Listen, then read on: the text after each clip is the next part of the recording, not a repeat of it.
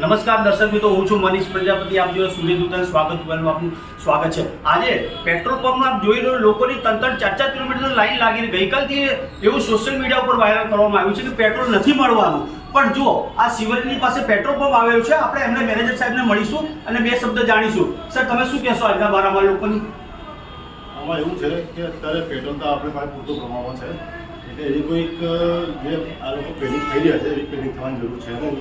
અમારી પાસે પૂરતો સ્ટોક છે અને હાલમાં એવું કંઈ અમને ઉપરથી કેવો ઓર્ડર છે નહીં કે ત્યાં બંધ થવાનું છે એવું, એટલે પબ્લિકને આટલી બધી પેનિક થવાની કોઈ જરૂર છે નહીં.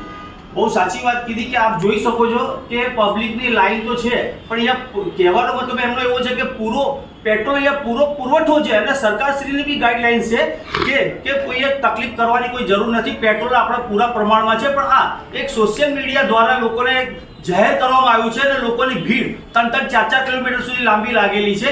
આપણો પેટ્રોલ પંપ કઈ જગ્યાએ આવેલો છે? આપણો પેટ્રોલ પંપ આયોસી ક્રોસ રોડ શ્યામલ રસ્તા પછી આવેલો છે, સૈનિક સેવા સર્વિસ. અને પબ્લિકને ખાલી એટલું જ કહેવા માગું છું કે અફવાઓથી દૂર રહો. પેટ્રોલમાં એવી કોઈ અત્યારે જરૂરિયાત જે લોકોને જે જરૂરત પ્રમાણે જ ભરાવે અને એવું કંઈ પ્રોબ્લેમ છે નહીં.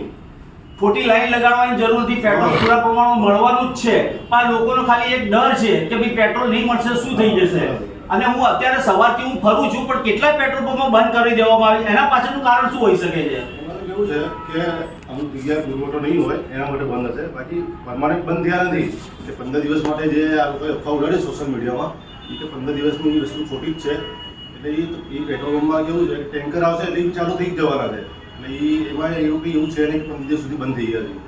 લોકો દ્વારા એમ પણ જાણવા મળ્યું છે કે પેટ્રોલ પંપ અત્યારે બંધ કરે, કદાચ ભાવ વધારો થાય તો 2 પૈસાનો ફાયદો થાય, એવું હોઈ શકે છે?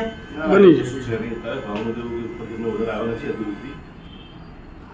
બરાબર, સાચી વાત છે. જો અહીંયા પૂરા પ્રમાણમાં પેટ્રોલ લોકોને મળી રહ્યું છે અને પબ્લિકને શાંતિ રાખવાની જરૂર છે.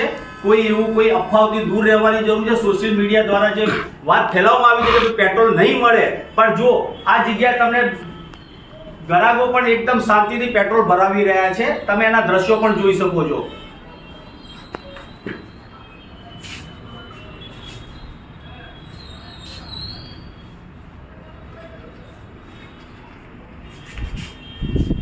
બસ જોતા રહો મનીષ પ્રજાપતિ સાથે. સ્વાગત ગુજરાતમાં. ધન્યવાદ. નમસ્કાર. જય હિન્દ, જય ભારત.